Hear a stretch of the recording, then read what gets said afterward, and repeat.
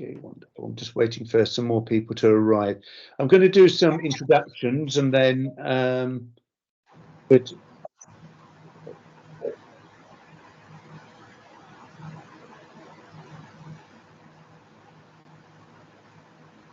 I'm getting a bit of feedback, so hopefully it's not going to happen. Right. Good afternoon, everybody, and welcome, and thank you for coming. I started to record now. Hopefully, you'll see that in the top hand side. My name's Jason Douglas. We're going to introduce ourselves and introduce what we're doing in a bit, but I'm here with Adam Walls. We're going to be presenting on business transformation reset, more haste, less speed. What I'd like you to do, because there's so many people here, what we'd really appreciate is if you've got any questions as we're going along, please write them in the actual comments, okay, in the actual chat, and we'll address them. If we can't address them here, we'll actually address them after the call. So that'd be great. So, Adam, I don't know if you want to start. You go to the next page, please. So what we're going to do, we're going to actually talk a little bit about who we are, what is systems thinking, the top 3 reasons transformations fail. We're going to talk about a transformation approach. We're going to give you a chance to have some questions, and then we're going to summarize. So please feel free to sort of come back and, sort of ask questions, state what you actually feel, think, if there's anything you want to find out a bit more. This is a very, very different approach to what many of you have come across before. So, I'm expecting quite a few questions.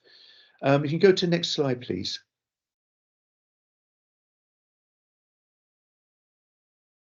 So I'll introduce myself and I'll get Adam to introduce himself. My name's Jason Douglas. I'm the Chief Exec of Reform Thinking, which is part of the Help You IT group. Been for about 25 years, as you can see there, I've been leading lots of global programs, projects, enterprise architects.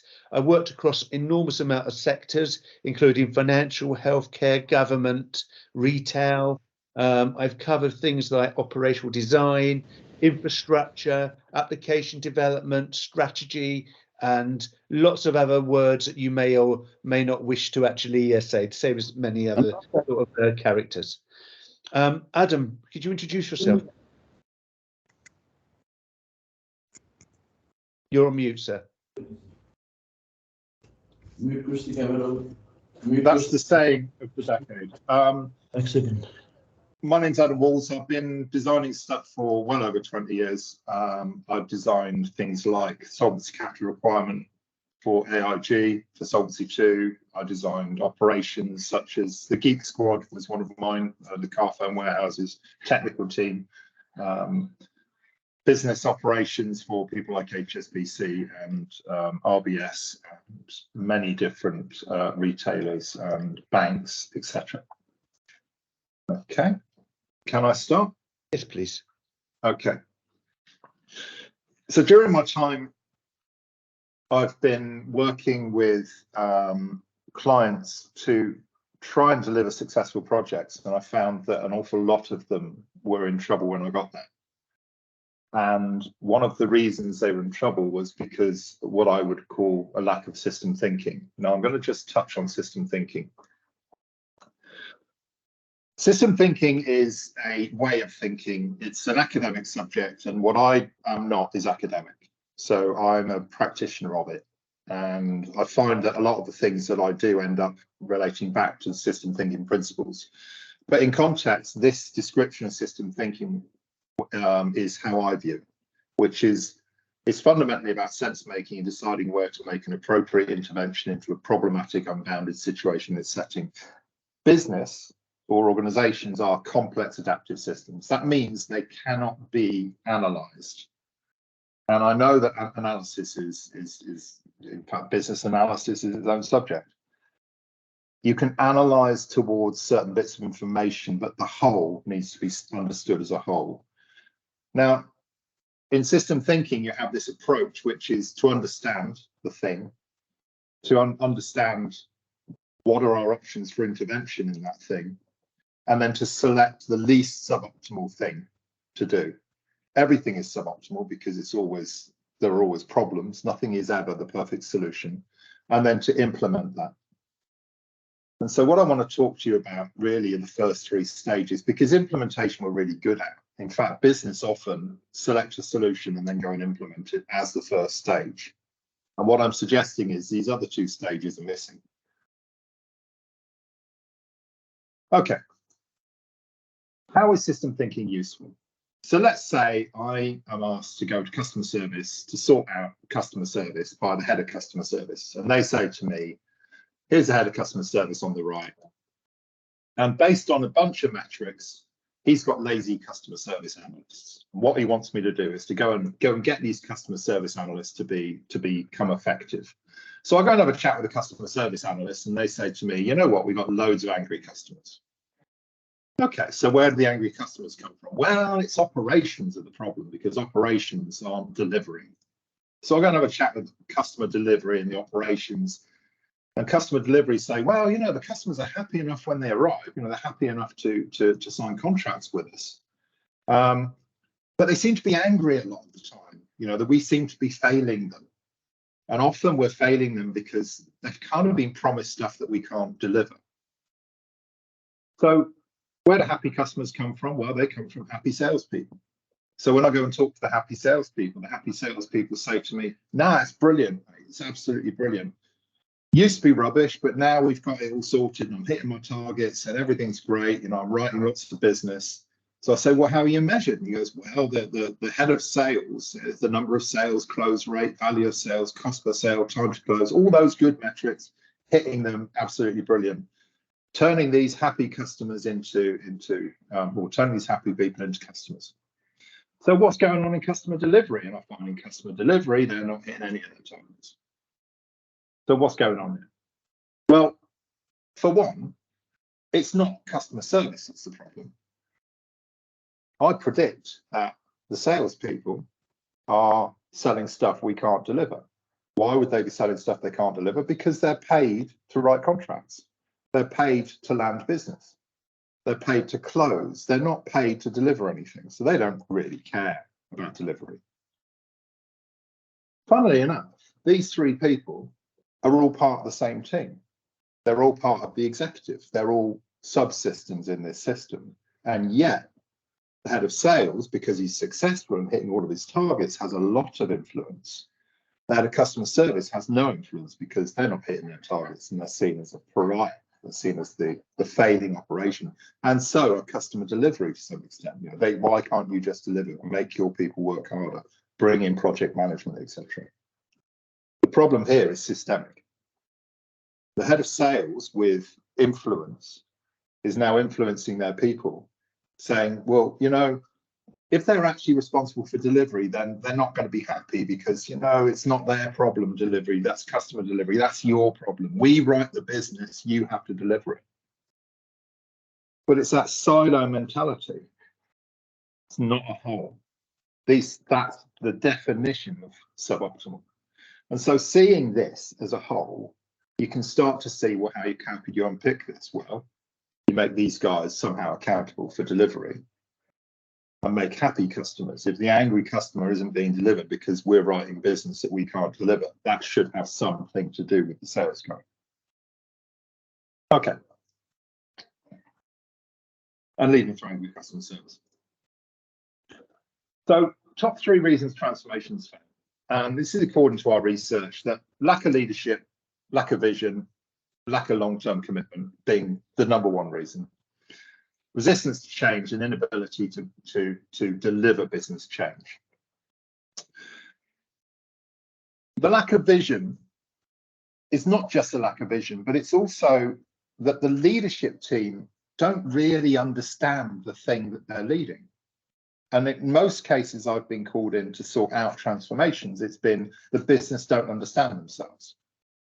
Finance understand finance, customer service understand customer service, as we've seen, you know, the sales understand sales, but they don't work together as a whole, as a collective, to make the most effective use of their skills and actually care about other areas of the business, thinking that we all work in a business and it's the success of the business that we're trying to do, not my own personal success to achieve my own personal targets.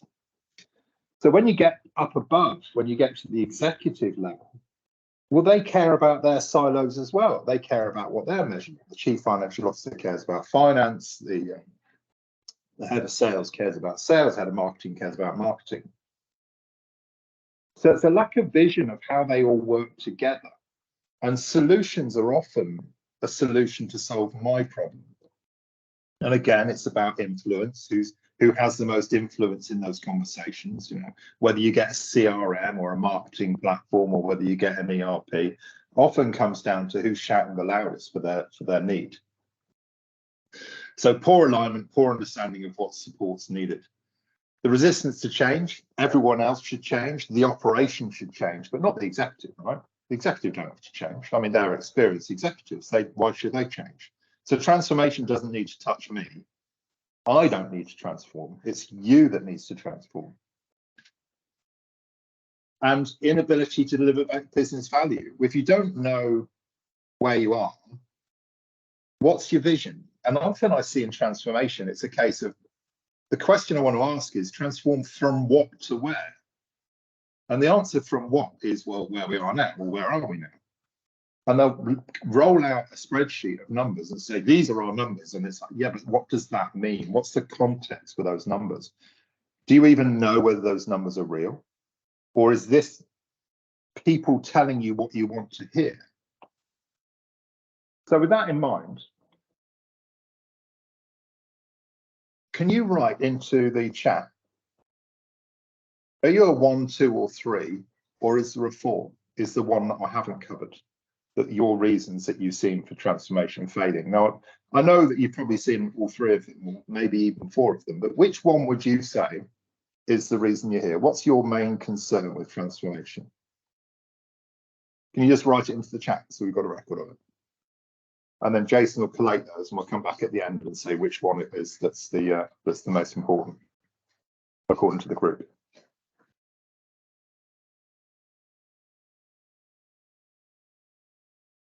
I'm just going to give you a minute to do that.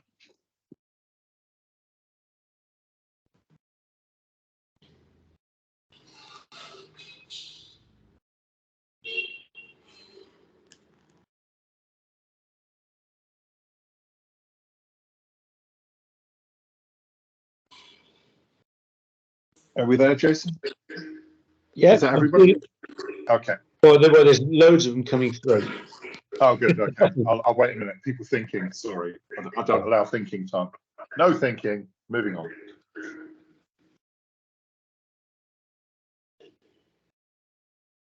Okay, we good?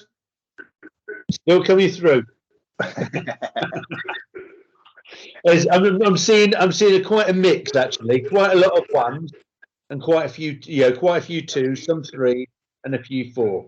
So some people are saying like 1 and 3. I see ego. I see ego. That's a great one. Ego. Yeah. Yeah. Okay. Can I say, is ego related to I don't have to change, you do?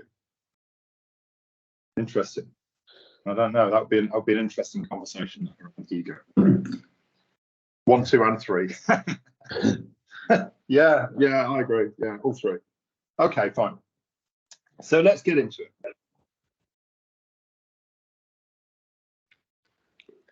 So what do we do? Well, the first thing we want to do is we want to understand who we are and why we're here and what we're doing. And this isn't as simple as what's your vision of the future. It's what's your vision of now. Because it's important, right? It's important to frame this around where are we all? One of the things that I see happening most often is everybody has a different perspective, and all those different perspectives are all valid, but nobody has an overriding perspective of what all those perspectives mean. So finance have a perspective of finance, operations have a perspective of operations, and they would tell you that there are different things going on there. And well, how does all that join together? If we stood on the hill what would the whole thing look like? And what's the context of operations with relationship to finance, or operations to marketing, or as we've seen, you know, what's the context of sales to customer service, for example? And therefore, if we draw that picture, what's obviously structurally wrong? Because quite often we see things which are just plain obvious, and yet the business has either become willfully blind to it, or just ignorant of it, or it's something that they're aware of, but they're not really aware of the impact of that thing on everything else. So to do this, we put the execs in a meeting room together and asked them to describe their business in only 4 steps. What are the 4 things your business does? And as an example, Colt Telecom, who build telecommunications systems and data centers and communication channels for MI5, they struggled to describe what they do as a business because they do all these different things. And so it turned out that what they do as a business is they design stuff, they build stuff, they implement stuff, and they operate stuff. And from that context, then we can then say, well, how do you do those things? From the top of the hill. So we got finance and the operation and marketing and sales all stood at looking at the same perspective and trying to describe this thing, as I call it, above the argument level. So here we have the 3 different perspectives, or that's an end perspective, you know, it could be 20 different perspectives. And what we want to end up with is one picture that ties all of these things together, but one that they all agree on. And that may sound like a real challenge, but it's surprisingly easy if you go above the argument level. So here's a picture of an organization you'd probably all know. It's a consumer rights organization, and they review stuff and write reviews and publish those reviews on the internet. And you can go on the internet, you can search for any product, and they probably reviewed it, and you can go on their website, read the high-level review, and if you want, you can pay a subscription to get the detailed review and access to other services. So what do? They create content, they attract users, they acquire members, and they empower members. Creating content is all the yellow stuff, they attract users is the purple stuff, the acquire members is the blue stuff, and the empower members is the green stuff. So having drawn this picture with them, it becomes interesting that they've got 35 different content management systems. They've published to 7 different websites. They've got Salesforce that doesn't connect to anything. They've got 2 SQL things. They've got Google Docs that they book appointments on. And then people are dual entering into Salesforce so it can do the reporting. But actually they're getting no value from Salesforce. Salesforce isn't driving any of the marketing or the sales or any of that stuff. It's literally just a bunch of stuff that does reports. So there's an interesting question right there. What do you want to do with this? Well, they actually wanted sales, but they want to get some value out of their Salesforce. That was what they wanted to get from this. And so you could say, well, Salesforce could swallow an awful lot of this. Okay, so if we want to do something with Salesforce, the next question is, what's wrong with it? What's wrong with this for the people who actually have to work here? Because this is the executive view above the argument level, as I said. This actually covers 200 systems, this picture. Underneath this is 200 systems, and we'll get to why that is. So the next question we want to ask is, what's interesting? What do those bits do, and why don't they work well? And when I say work well, I mean for the people who use them, not for the executive. So at the moment, normally what we get is an input, process, output, feedback loop, right? And the output gives a feedback and that changes the input based on the output. And what we're asking for is this thing called insight in the middle of the process, right? So you want to go and look at this process, but I want to know what's going on in here. I don't want to sit in process mapping workshops and start modeling, you know, fantastical process maps. What I want to know is what the people who work here actually think. But I don't want to ask them 100 questions, and I don't want to sit in workshops with them and get their requirements. I don't want to take them away from their work at all. I just want to ask them one single question. Having asked them the question, I want to be able to structure all that and identify themes that are coming out. And then I want to understand the relationships between those things, try to understand what's driving what, and then unearth the things that really matter inside that and give real insight into this thing. Here's one we did earlier with the same company that I showed you the picture of, the NGO, the not-for-profit. These are the themes that came out from asking the question of the operation, thinking about your systems, process, and data, what gets in the way of doing a great job. And the relationships are like this. So we asked, what drives what? The system's slow and poor drive resourcing challenges. Well, no, in this case, the resourcing challenges are driving 6 things. Data not visible, missing, not driving anything, but it's driven by 9 things, and so on. So we can start to see there's some drivers and some driven stuff. Okay, put that across the board. Drivers on the left, driven stuff on the right, and we can actually see the relationship here that all of this stuff is driving this stuff, and this stuff isn't driving anything over here. So this is all driven. So if I resolve all of this stuff, if I was good enough to fix all this stuff would disappear. These are symptoms of this. Okay, so let's say we remove those driven things and we just end up with the drivers. Resourcing challenges. In this case, this organization sacked their IT team because they were too expensive and gave everyone their own IT budget and said, off you go and build your own IT. Resourcing challenges is the operation coming back and saying, we've got nobody supporting our IT because everything that was built by somebody who's now left, or they got an organization in to build it and then they left. They were the product owner. So there's nobody to support any of this stuff. We were here to talk about Salesforce, for example. Poorly designed system processes, system slow and poor, poorly designed interfaces, not enough integration, too many systems. This is what came out of the process of saying, well, this is actually your current state. So if you want to move people off their SQL current system, why don't we make Salesforce deliver these things and then tell people that the reason we're putting Salesforce in because you've told us about these things. And actually the transformation is to transform your jobs into better jobs rather than we can do better monitoring of you, we can do better tracking of you, it's more efficient, which is what we normally hear. So the messaging here is very clear. People want better systems, better integration, better system processes, etc. This one is interesting, that poor, inconsistent, or missing business process, because this is something that the business can do something about themselves. In fact, if you're going to do this transformation, you really need to have a look at your business processes and what people are telling you about it. So what are they saying? Well, here's all the things that were written in the feedback about the business process. So we do the same thing, group them together, create some themes, put the themes around a clock face, identify what's driving what. Organizational racy, or in fact lack of organizational racy, so nobody knows who's responsible, accountable, consulted, or informed. They don't know who does what.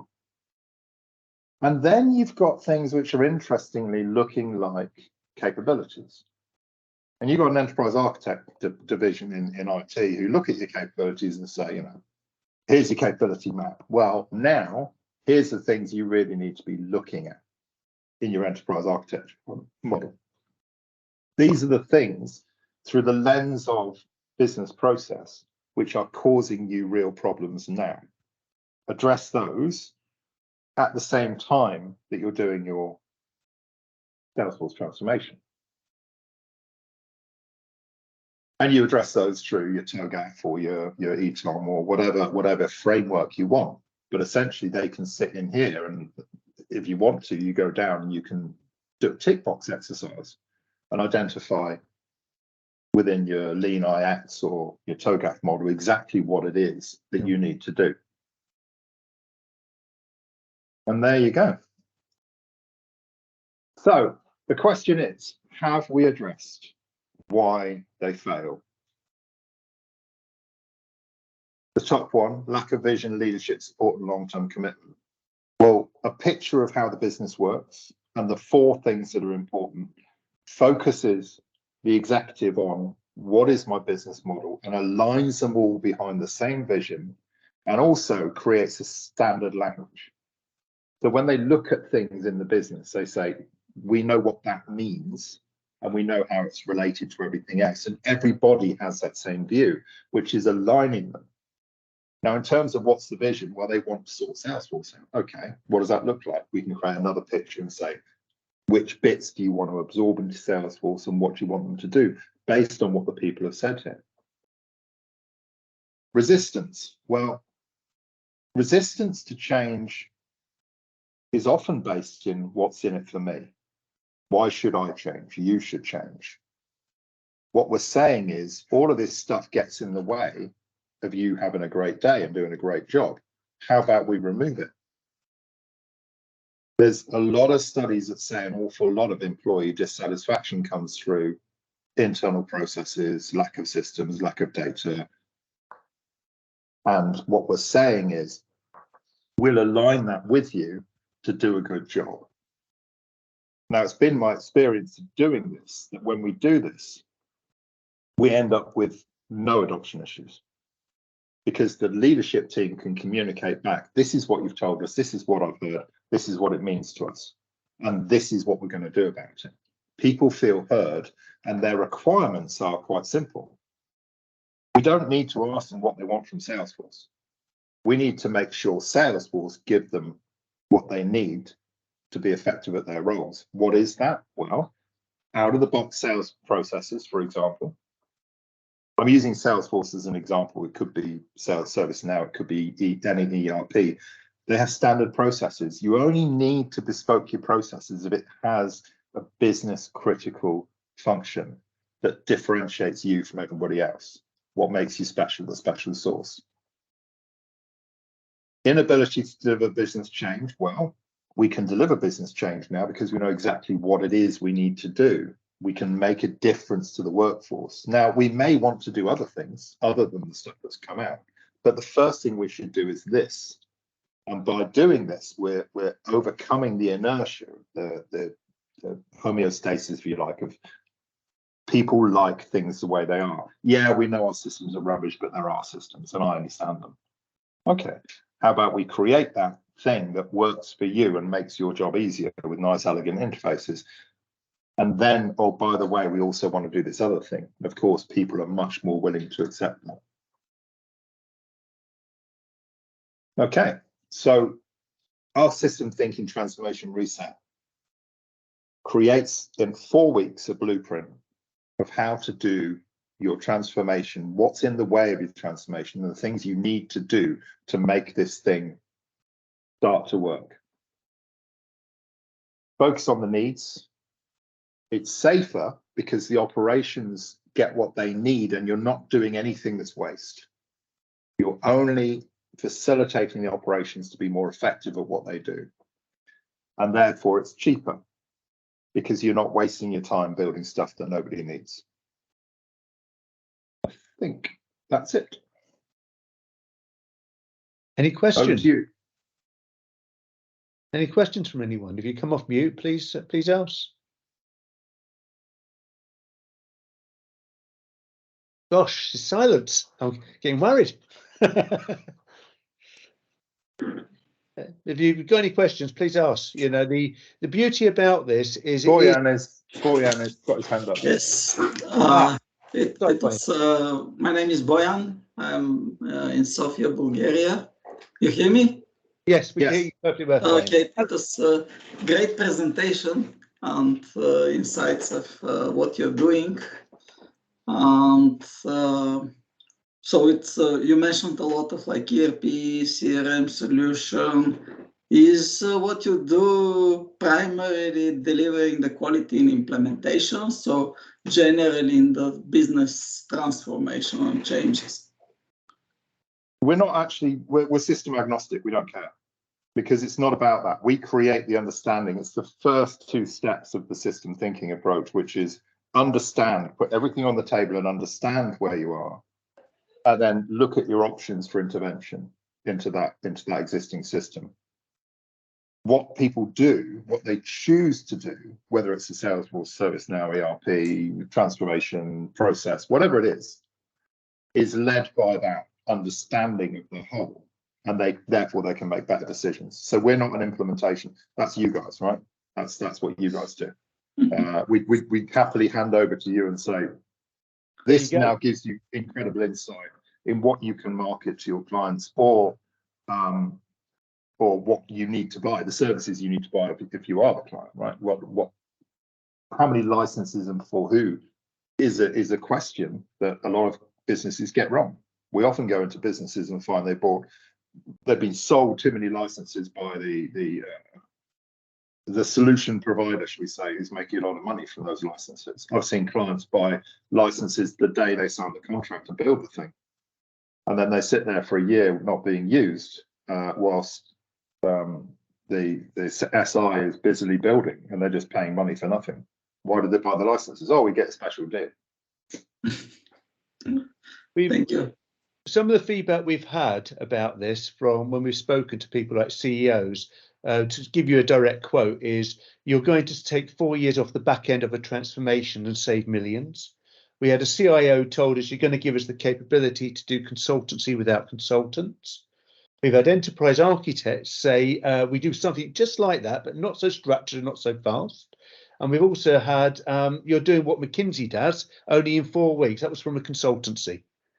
So it's the beauty that we come in and literally within 2 days we've got this, and we can do the actual survey without taking anyone out of work. So we can get all that deep, meaningful insight. So it's very, very fast, very accurate, very safe, and it saves money. Okay, and can I ask another question? With pleasure. Okay, and how this 4 weeks looks like? So you meet the CEO, different teams, then if you can bring a little bit back of what is happening in the kitchen of this 4 weeks process. So what normally happens is 2 days in a workshop with the executive to draw the draw the business on a page picture. Now, obviously, that picture takes longer than 2 days to draw. It's a piece of art, but the information is extracted in the first day. I only need 1 day to extract the information to draw it. There may be questions for experts, SMEs, based on what I don't know and what I need to know, but I'll know the questions to ask, and then you just point me at the right person. I can ask them a simple question to put that in the drawing. That drawing gets iterated backwards and forwards. So I draw it, I send it to the execs, and they go, oh no, this, and they change that, or they send it to their SMEs, and we have it backwards and forwards, and that's why it's 4 weeks. But at the same time, the second day we ask the execs what gets in the way, and they tell us from their perspective what the problems are. We do a similar exercise to this, but in post-its on the wall, so that they own that thing. And then from that, we can start to identify areas of concern in the business, and then they can survey their own people with the 1-question survey, and then we process that survey and turn that into an output.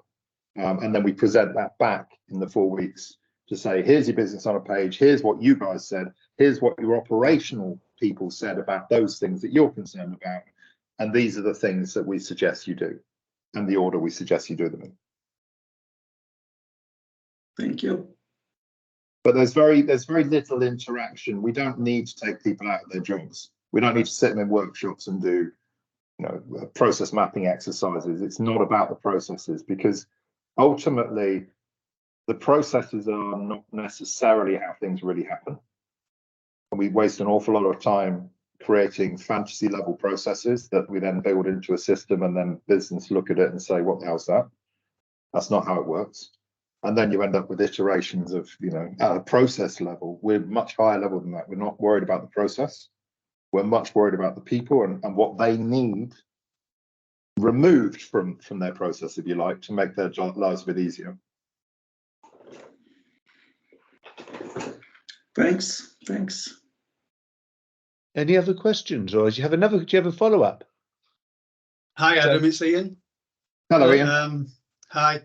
I guess I'm just interested from when you actually go and speak to the operational people or the people in the business, and you get their warts and all I guess, reactions to your questionnaires.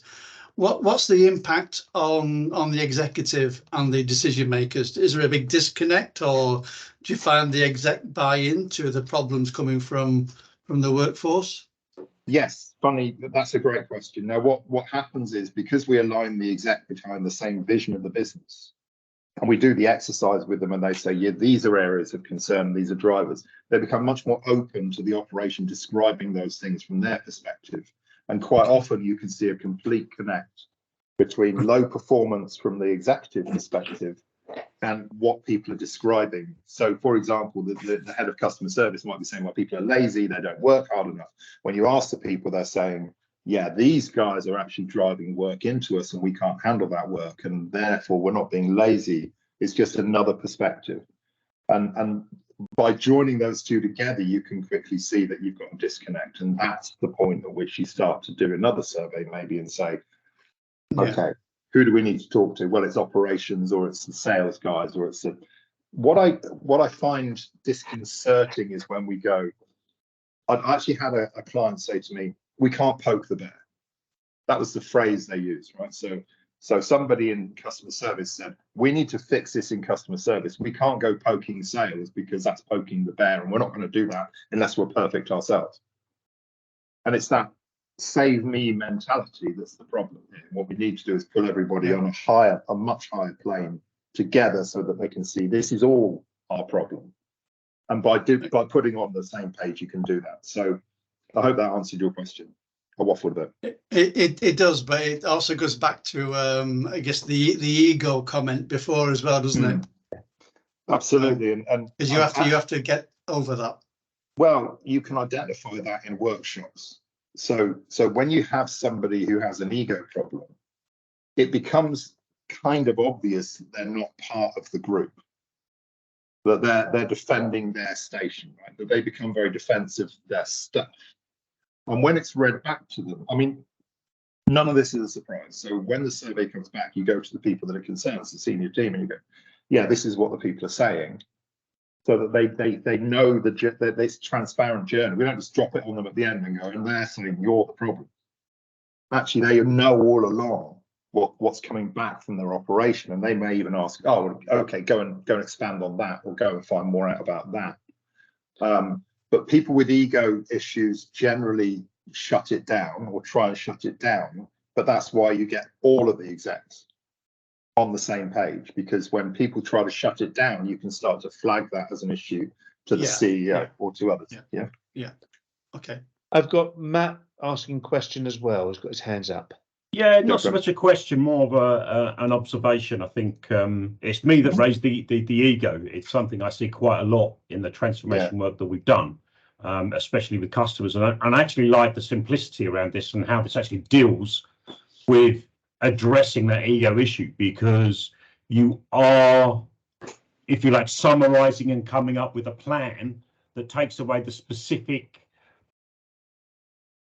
areas where people can develop ego around, what they own, what they see as their ownership. So I actually really like the way this simplifies that whole process and gives you if you like, a trigger to a plan that can be executed. So it's easier for people to buy in. I think there's some good. I think this is good. That's all I want to say. Yeah, thank you, Matt. It's interesting what you say about a trigger to a plan, because quite often people are saying, yeah, what do we do with this? And I'm saying, what do you do with insight? And it's giving you perspectives you don't currently have. You might have data coming out of your process that says everything's great. The people are saying that this is a hellhole and actually we're being driven off a cliff. How do you know that? You don't know that until you actually ask the question. And then when you ask the question, these people are suddenly exposing them what the reality of working there is like. And it becomes very obvious where you need to start focusing. And it becomes a really difficult position to defend the status quo when you're seeing people suffering. And the question then becomes, are you happy with your people suffering? Poor process, poor data, poor systems? Is that what you're telling me? High attrition, high sickness, high absence. And it does put some pressure on people to do something. And actually, that's the other thing. Sorry, I just want to get one more point in that if you ask people what's wrong and then you do nothing, you're in trouble. You've lost those people. And if there's one challenge with this approach, it's once you start, you have to follow through. If I ask you what gets in the way of you doing a great job and you tell me and I go, oh, that's interesting, put that in a drawer, you literally have created yourself a problem. Your people are going to not respect you for not listening. You have to listen. And this is a prerequisite, you know, if you want to do transformation or not. If you don't want to do transformation, don't bring us in. If you want to do transformation, we can help.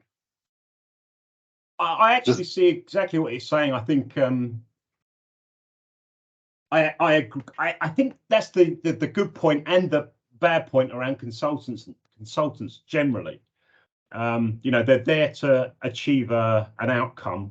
However, you know, if there's any ego in the place, it's, you know, it sits there, you know, with these guys that think they know everything and are going to decide how it's done. But again, the simplicity of your approach, going to like all aspects of the company and then looking at the driven and the drivers, you know, distilling that down to, you know, your core root cause.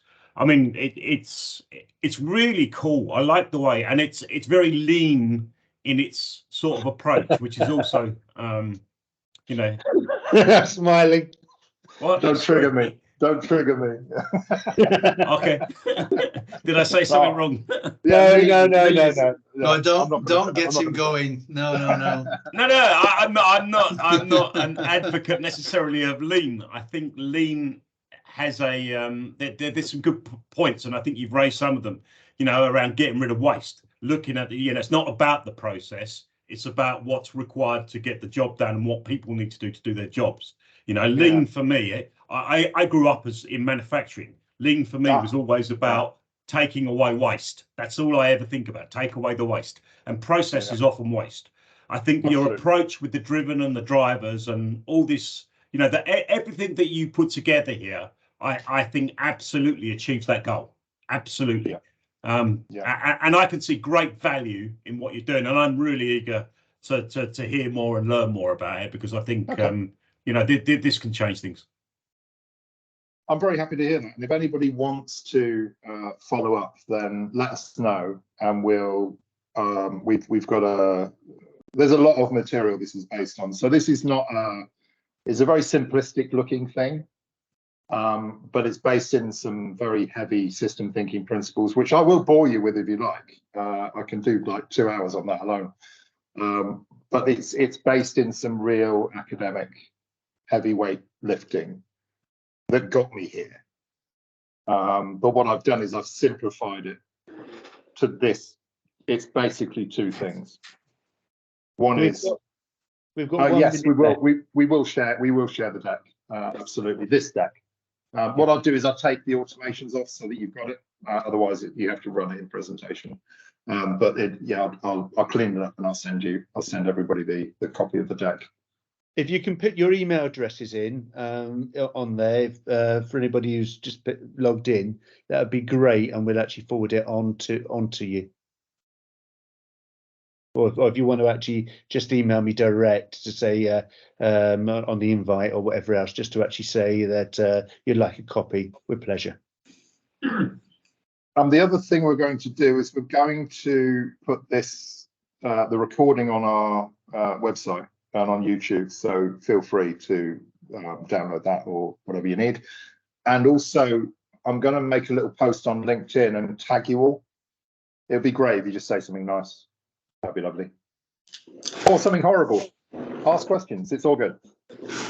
I have a question. In your example, you showed complex spaghetti drawing with 200 systems and some left hands not knowing what the right is doing and so on. Yes. So your approach and your service, how it works with multinational companies from one side, and if you go to the smaller companies, what is like the smallest size of the company that can benefit from what you do? Generally, I say 250 people or more, because 150, the CEO knows everybody. It's a startup essentially. But when companies move from startup to they want to be an established company, like they want to sell themselves and create some sort of structure and processes and all that good stuff, that's a good time. Or that may not be 100, that may be less than 150 people, but that's a good time. But if you're talking about going and doing transformation, then medium-sized companies is probably where this fits best. In terms of the multinational companies, not a problem. I can fit anybody on a single page. I've got many examples of art that I've drawn for various companies, multinationals included. Doesn't really matter because, funnily enough, multinationals do quite simple things a lot of the time from a certain perspective. You just got to stand on a higher hill to see it on a single page. But it's always useful. It's always useful to do that. What the other thing is, we can go into departments. For example, I've got examples of doing a whole company and then picking finance and then doing finance on a page, and it's another page of stuff. But that's good for the CFO to go, this is what I own, this is my stuff, and this is how it relates to the rest of the business. I would like to add that I do think that this can also be done for smaller companies, especially if you're trying to get an understanding of what you should be doing. Okay, so once you've done a startup, it's also very good for bids. So if you've got if you're doing a bid to for a company or so, and you've got multiple offerings, this can actually this can help you to make sure that that you can actually go in and you know that what you're actually bidding on is what they need. So and we've had a lot of experience of that side as well. So there's multiple use cases. Okay, it's way beyond, and I will guarantee that because it's so simplistic, that you will come up with ideas that we haven't thought of yet. Okay, because it is such a powerful system. Okay, and the approach is that way. And one of the things that I'm also finding is every time we're presenting, we get asked questions, and that's brilliant because the more questions we get asked, the more we think about the systems thinking, so it's the and what about. It's wonderful. So please do ask questions. Please feel free to sort of come back and say, and what about? It's really important that you actually do that, because that just makes the solutions better. So just to summarize, because I apologize, we've overrun by 4 minutes. What we can do is, as I said, afterwards we'll actually send out the presentation. I've got your email addresses. If there's anybody who wants to go through it in more depth and they want to actually find out a lot more about it, come back to us with pleasure. We're always willing to actually express and learn and also to work with people. So if you find if you think that we can help you, okay, bring us in. So usually if you're going into a brand new job, okay, and you're a senior lead, then what we can do is give you that meaningful insight and the actionable outcomes within 4 weeks. So you can then go away and plan whatever you wish to do.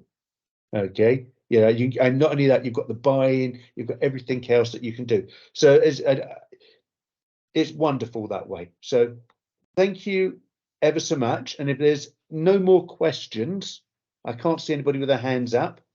I'd like to thank you all for coming. Okay. Thank you very much, Thanks, guys. Cheers. Bye-bye. Bye. Thanks. Bye-bye. Bye-bye.